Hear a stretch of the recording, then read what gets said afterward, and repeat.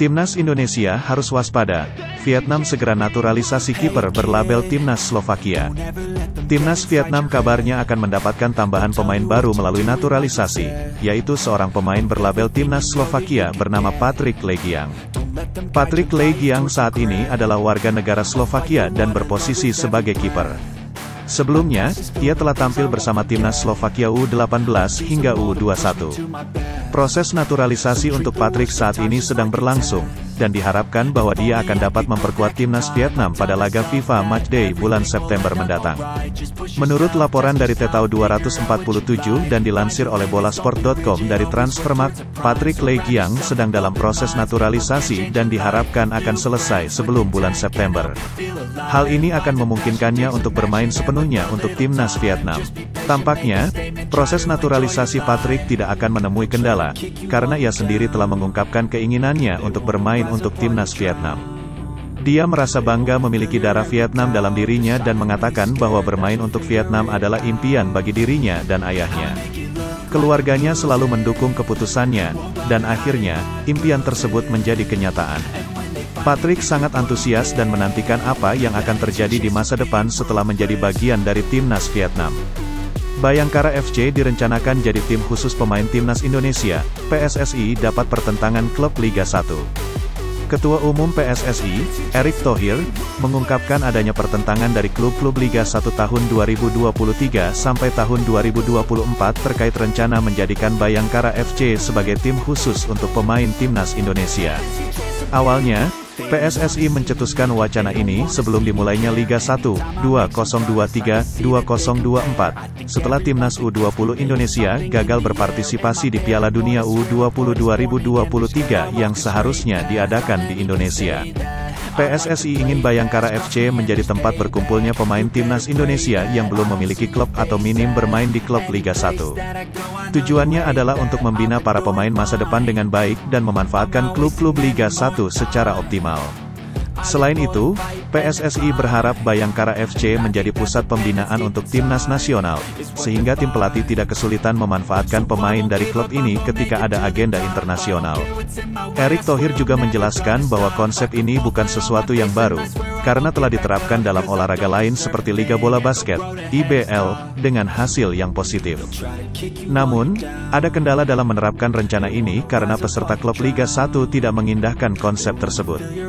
Pemain Timnas Indonesia sempat ditawar klub Eropa, gajinya hanya Rp49 juta per bulan. Pemain-pemain Timnas Indonesia telah menarik perhatian banyak klub Eropa, dengan tawaran-tawaran yang beragam untuk para pemain tersebut. Salah satunya, pemain Timnas Indonesia, Sadil Ramdhani, dikabarkan dilirik oleh beberapa klub Eropa, termasuk klub dari Austria.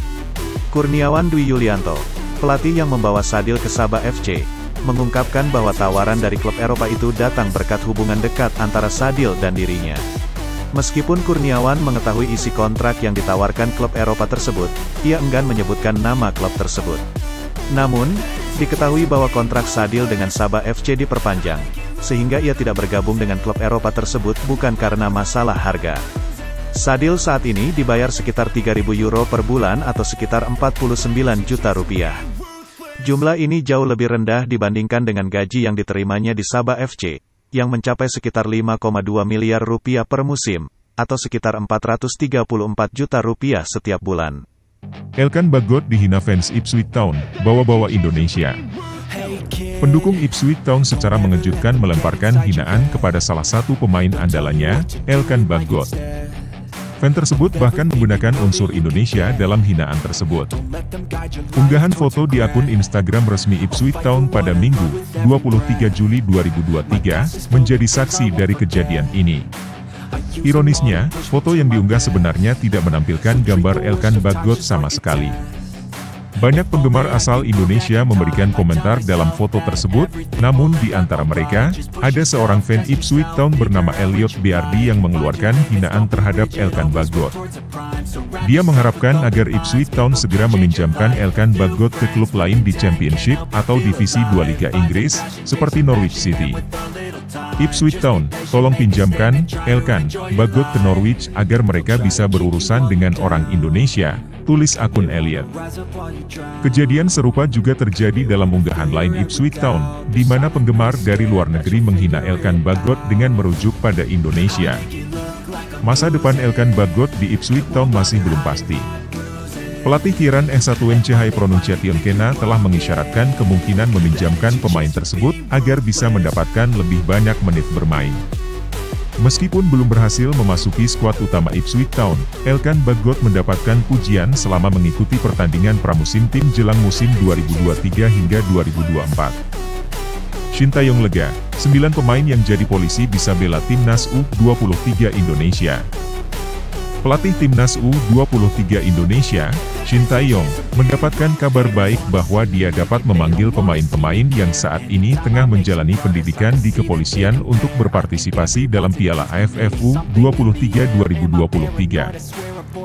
Dari 9 pemain yang telah dinyatakan lolos untuk masuk kepolisian, 7 diantaranya merupakan pilar timnas U20 Indonesia, yaitu Kakang Rudianto, Dimas Juliano Pamungkas, Muhammad Faiz Maulana, Ginanjar Wahyu, Frankie Nisa, Dava Fasya Sumawijaya, dan Rabbani Tasnim Sidik.